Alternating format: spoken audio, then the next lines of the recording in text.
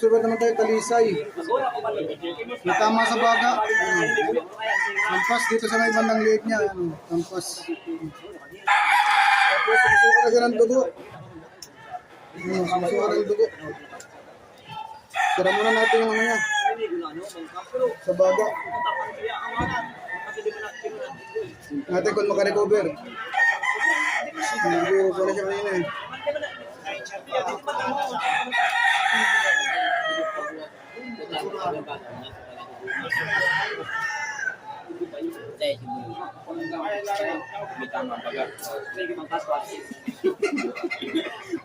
Baliktad man si Budo ang mano, pag may tama sa paga, sige ang dugo.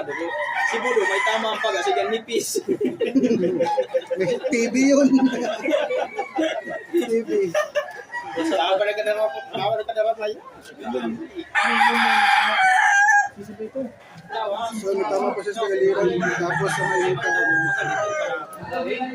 Tinagalan natin siya ng mulay. Naramdaman natin siya ng pahit. Tapos kutsarahin natin. Para hindi matanis.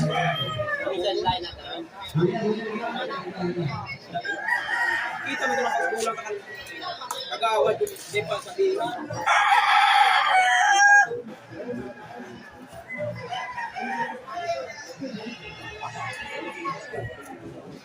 Pinay dito nakapatama ko. Nakapatama ka. Sa kaliksa ng panong. Ay, nabibis ang kalaban kasi sa babang ba. Ang pangay na pinilayan. Huwag natin.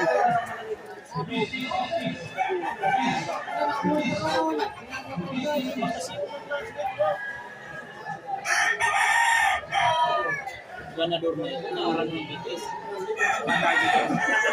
Importante na pala mga lods. Dapat malinis yung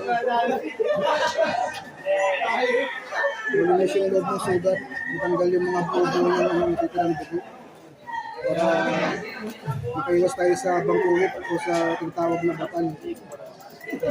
Ang nilingkos po kasi ng ng bangkulit o yung batal, yung mga tirang dugo. Kaya dapat malinis lang yung loob ng sugat.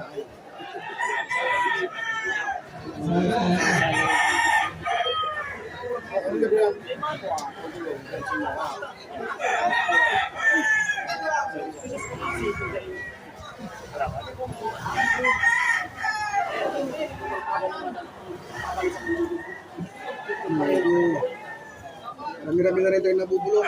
Magagalit.